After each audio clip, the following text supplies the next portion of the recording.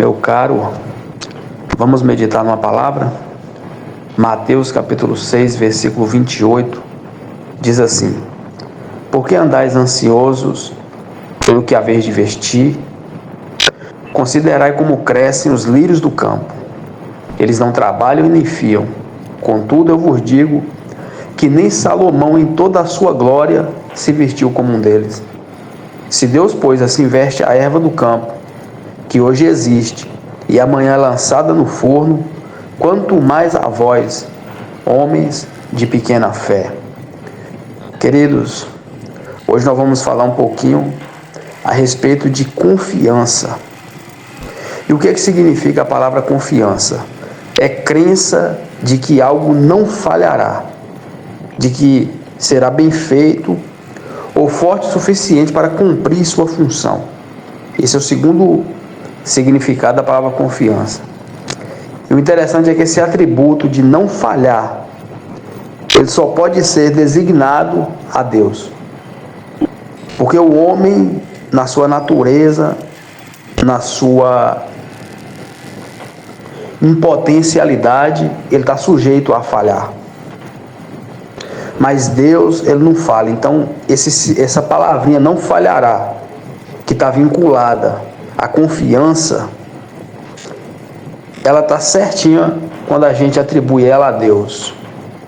Então, quando a gente confia em Deus, a gente pode ficar certo de que a nossa confiança está na pessoa certa. Eu sei, meus queridos, que são tantas as nossas preocupações no dia a dia. Preocupação com problema financeiro, preocupação com instabilidade, medo de fracassar no cuidado, na educação dos nossos filhos, do nosso casamento. A gente tem medo de cair numa cama enfermo e depender dos outros, depender de A, depender de B. Mas uma verdade é que, mesmo que venham essas preocupações, a gente precisa ter confiança em Deus. É por isso que Jesus faz a pergunta: por que andais ansiosos? Preocupados com o que haveis de vestir. O que Jesus quer é que a gente não fique ansioso, mas que a gente confie em Deus. Quando a gente fica preocupado, geralmente a gente fica preocupado com uma coisa que ainda não aconteceu, fica preocupado com o futuro. É isso que é ansiedade. É uma preocupação com o futuro. Mas quem que manda no futuro? Quem que garante o futuro?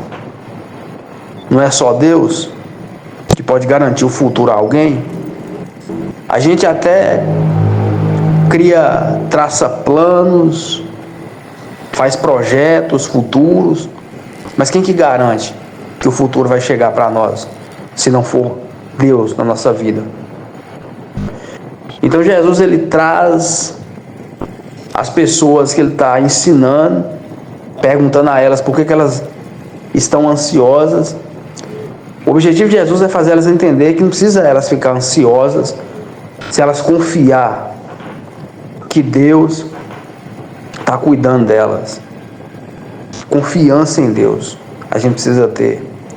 Salmo 127, verso 1, a parte B, fala assim: se o Senhor não guardar a cidade, em vão vigia a sentinela. Esse texto está falando de quê? De confiança. E quando a gente confia em Deus, uma certeza Deus nos dá. Salmos 23, verso 2. Deus, ele fala, o salmista fala que deitar-me faz em verdes pastos, guia-me mansamente às águas tranquilas, refrigera a minha alma, guia-me pelas veredas da justiça, por amor ao seu nome.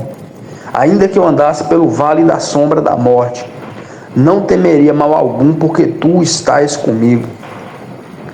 Então, quando a gente tem confiança em Deus, ainda que a gente passe por dificuldade, o salmista está falando aqui, ainda que a gente ande pelo vale da sombra da morte, o salmista está falando que ele não temeria mal algum, porque Deus está com ele, ou seja, Deus está conosco. Em 1 Reis, capítulo 19, a Bíblia fala que Elias foge de Jezabel e ele se esconde numa caverna, preocupado com o futuro, achando que Jezabel ia matar ele. Dentro da caverna, Deus visita Elias.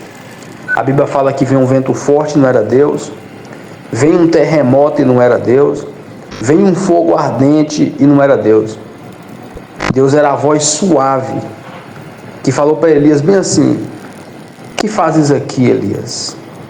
Parafraseando, está preocupado com o que, Elias? E eu te faço a mesma pergunta: está preocupado com o que, meu querido?